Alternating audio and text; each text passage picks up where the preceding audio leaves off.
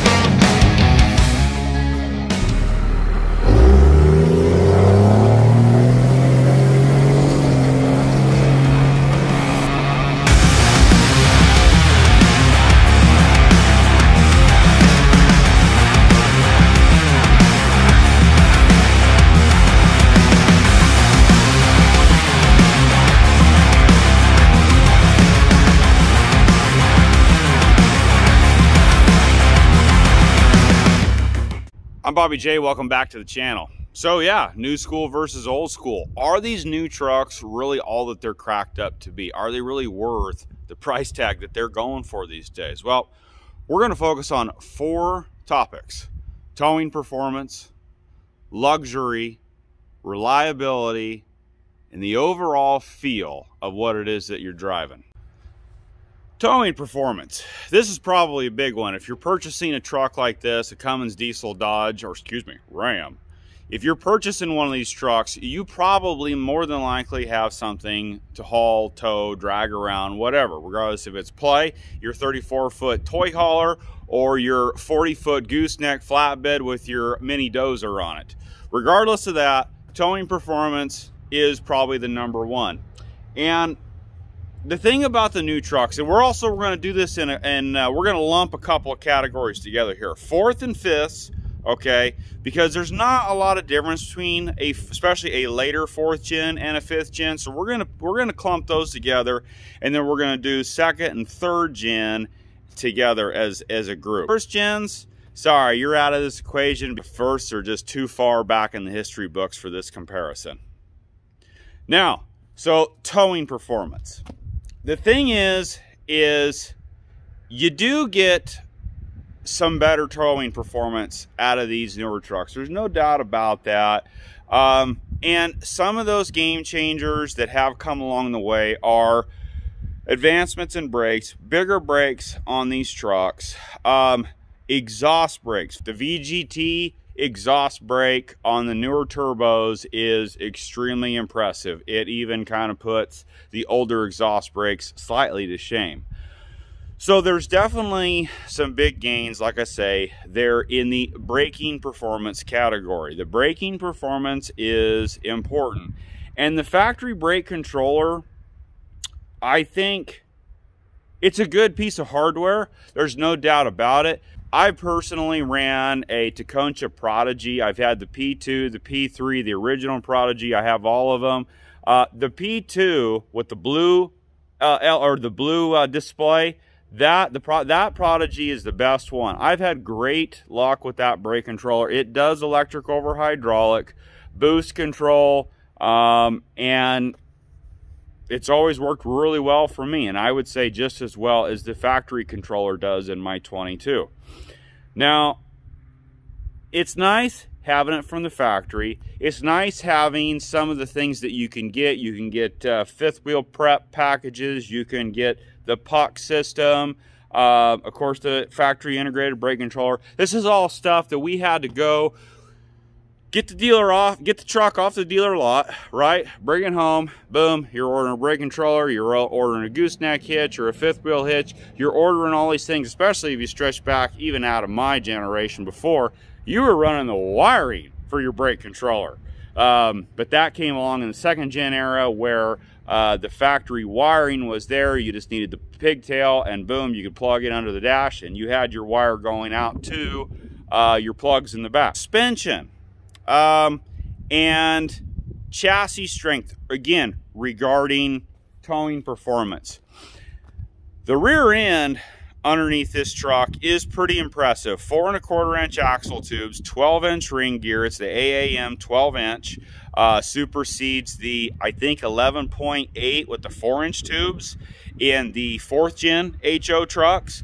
That's a beefy piece of gear right there. Front axle, I don't know, you know, they rate, I think the old 3rd gen there is 5,200. This truck's 6,000 on the front axle. Suspension wise, you get a little heavier suspension on these new trucks. The air system, again, same thing, you know, airbags, we were ordering all that stuff aftermarket. Now on the pickups, not necessarily the chassis cab trucks like this one, but the pickups, you could get factory airbag systems. So all that stuff is all covered under warranty. That's all OEM quality, all that. That's tough to beat.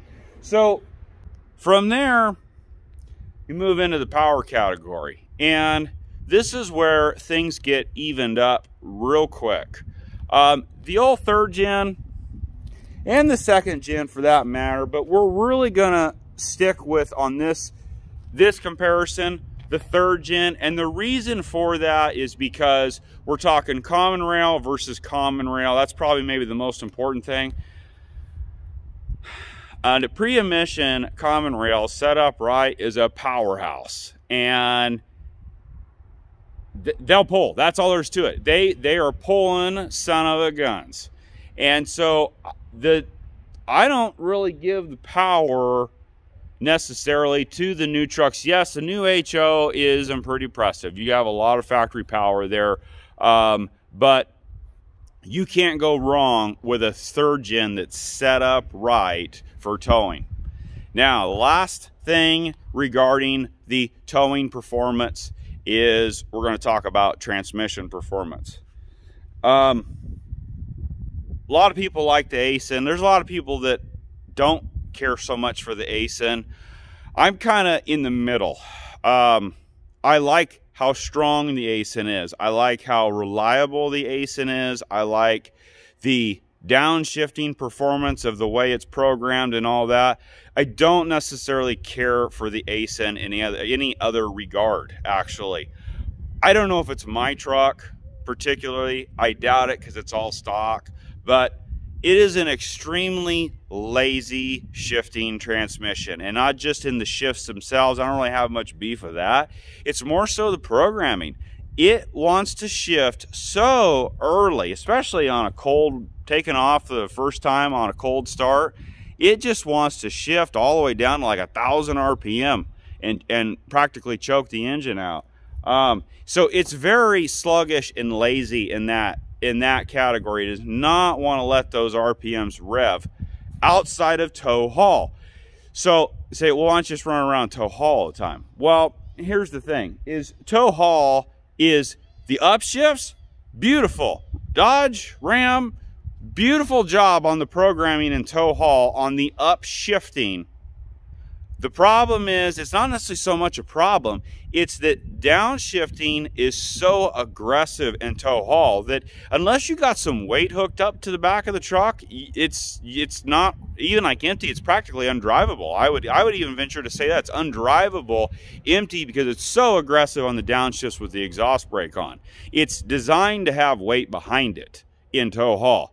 So the only boo-boo in my book is that in not tow haul, you should be a little more aggressive with the programming. Let that engine breathe, just to let it wind out a little bit, especially on these SO engines that are more top end Not like the HO, where the HO's really come on strong on the bottom end. Now, the 4th gen, you could still get a G56. And the G56 and the 5600, that is a potent combo behind a common rail. There's no doubt about that. That an exhaust brake, a properly tuned and set up 5.9 common rail, and a 6-speed. It doesn't get much more America than that right there. So in a nutshell on that one, you know, towing performance, chassis strength, suspension strength, beef as far as the rear ends and stuff in the new truck, yeah, that's hard to beat. That is definitely a plus over the older equipment. But a G56 or a 5600 versus the Aisin, it's a tie. It's a tie for me. I can't tell you that the Aisin's a better transmission. Yeah, it's a good towing transmission. There's no doubt about it. It's strong, it's reliable, all that. But so is a 5600, and so is a G56, both having a good clutch in front of them. So it kind of boils down to your preference. And I'm fortunate enough to have both of them. Sometimes when I'm feeling lazy, yeah, I do like that one better. Sometimes when I'm feeling a little more America, yeah, Luxury. Some of this is important. Some of that is important to some of us. Some of it's not. If you're a tradesman guy, probably not a big deal.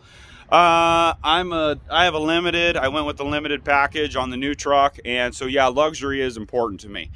So I'm already going to say, look, the 4th and 5th gens, they pretty much win this category. I mean, that's just the advancement in technology and the trying to continually set the bar, reset the bar, by the manufacturers of what luxury is. It's hard, I would say, to find a category of a vehicle that there isn't the raising of the bar more than inside the vehicle. The plushness, the quietness, and all that. I mean, it speaks for itself how nice the interior is in this truck. But the thing is the older trucks, they're nice too. That one, the 04, that there was an SLT, converted over to Laramie status, scored some deals on that, came up with some interior parts. Bam, we had her converted over to Laramie 6 weeks within getting the truck home. And I love the interior in this truck. I do. You know, the seats are pretty darn comfortable. They're attractive. The door panels are attractive in this truck. You know, in that time period, that was luxury right there. I still dig it. So you can't knock these. Yeah, is the 22 with the 12-inch screen and some of that stuff really, really good? Yeah. But the interior in these trucks are nice too. That's it. And when it comes to your audio equipment, building a stereo is one, it's a lot of fun, and two, it is there's some great aftermarket stuff out there. You could really build some good quality stuff. That's a whole nother topic to get into, is stereo stuff. But bottom line is from the factory right there, that you get everything. You've got your infotainment system. You've got the 17-piece, 17-speaker Harman Kardon system. That is the best factory stereo I've ever had in anything by a long shot. That truck leaves me no desire to do anything aftermarket regarding the stereo, and it's impressive how much bass comes out of that one little 8-inch subwoofer in that truck. So, luxury, quietness, ride quality, all that.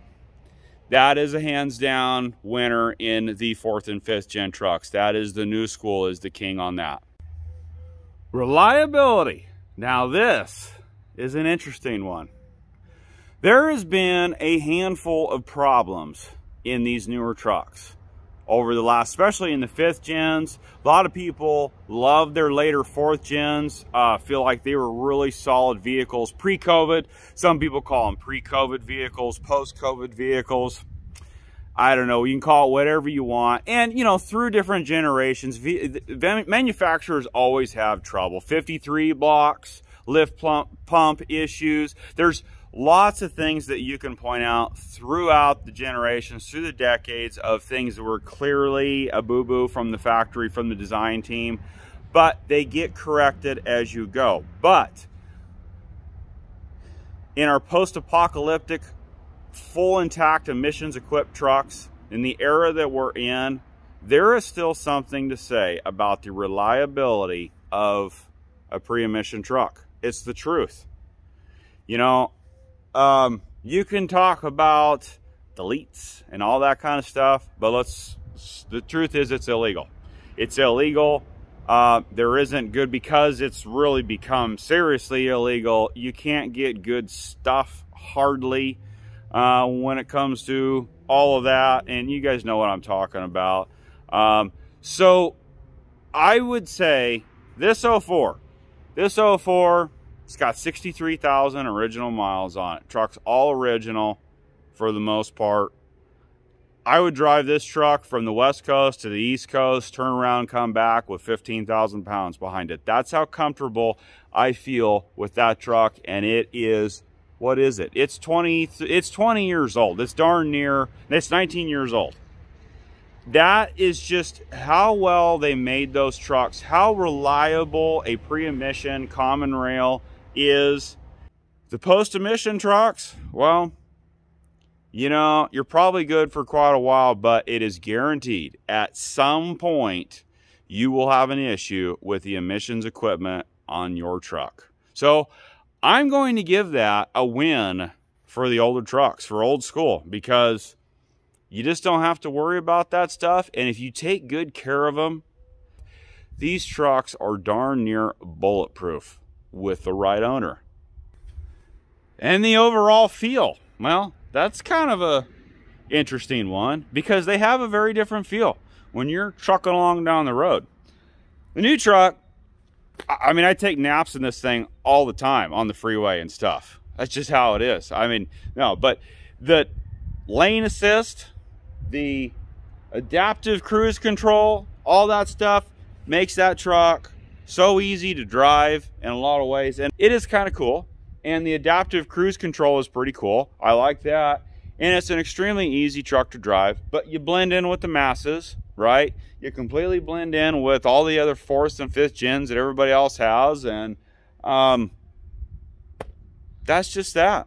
Now, with a fixed up 2nd or 3rd gen, they're classics, baby. At this point, they're classics, especially 2nd gen. 2nd gens are really hot and have been for a while. People really notice those trucks. You get a lot of looks, you get a lot of compliments, and when they're, like I said, when they're fixed up nice, they're a fun truck to drive. You feel, they don't build them like, that's the other thing, they don't build them like this anymore. That's kind of the other bottom line. So that's why they have such a different feel, you know, especially with a 6-speed in them. They just, you feel like you're driving a truck, man, a pickup truck. And with an open exhaust, they sound so good. Those things, you can't even hardly hear them running. You know, that's the thing with them. Those trucks, they sound so good. Hitting the exhaust brake, it just, again, it's what started it all for a lot of us that are into these trucks and own them for these specific reasons of how much we enjoy them. That's the thing about the feel. That is the classic American Dodge Cummins truck sound and feel right there. So what's the verdict then? Is new school really better than old school? Well, truck to truck, I would say yes, the new trucks are better on a daily aspect or whatnot, but they're expensive. I have 33% of what I paid for this one in this one. And that is what a lot of people would call a gem or a barn find, that sort of thing. I bought it with 56,000 original miles from a wonderful older lady that only drove it to church on Sundays, put a gooseneck hitch in it just in case she needed it and never did. you can't hardly find them better than that. It's pretty hard. And I have a third of the money in this one that I have in that one. Is this one worth that much more? No, I don't think so. I can do everything with this one that I do with this one, and I do it with this one. I tow pretty much just as much with this one as I do that one. They're just different feeling trucks. Yeah, brakes are better in the 5th gen, but the bottom line is when you're getting up into the weight classes and stuff that we're pulling around, you're leaning a lot on your trailer brakes. So the truck brakes, yeah, it's nice having bigger brakes, but you're really going to see a bigger jump in brakes going to a 4500 or 5500 than I personally think this one to this one. That's just my opinion. So if you've got the pocketbook, and again, okay, before I say, if you have the pocketbook, I guess you have to really dive into what things that are important to you. Do I think this truck is really worth the price tag? Not really, as in comparison to this. Because for the price of that truck, you could go out and get yourself a 3rd gen and buy either a really nice trailer or a decent trailer and maybe even a good used skid steer or a good used mini excavator or even a spray rig if you're an ag like me. Something like that, you could really get going with a business for the price of what this truck costs. So the thing is, if this truck would have came along first before the 22, I probably would have not wound up with the 22. What's that tell you? Now, back to that pocketbook issue. If that's no sweat, the price of that one, and that's what you want, hey, then it is worth it. It is worth it. Especially if that luxury and comfort category is extremely important to you. Now, I will say this. The actual purchase of these two vehicles, when you're looking for new versus old, one thing that's kind of fun, I would say probably one of the most boring things is going to the dealership, picking a truck that they think is best for you on their lot that they have available. I ordered that one through Peterson Ram in Napa, Idaho. Evan Leach, awesome guy, awesome dealership. I'll see you on the next one. That was a lot of fun, ordering a truck, picking exactly what I wanted in my vehicle, placing that order, and my window sticker says built for my name. And that's pretty cool, I will say. That was a lot of fun. And it was actually, another little hint is that was a way to get a better deal too, by the way. Now, but don't get me wrong. Scoring a hell of a barn find vehicle. I don't care if you're chasing a 68 Charger, 69 Camaro, or 04 Dodge Diesel, whatever. It is quite a pretty good feeling when you come across that barn find. The price is right, the vehicle is right, the previous owner is right, and it's right for you. That's a good feeling too. Hey, appreciate you watching this. I hope you've enjoyed this. This has been kind of a lighthearted, kind of fun one. But I hope it helps you out a little bit. If you're down at the dealership trying to figure out, do you want to order that brand new one, or do you want to hunt for a good old, healthy, low mile 2nd or 3rd gen? Well, that's up to you. See ya.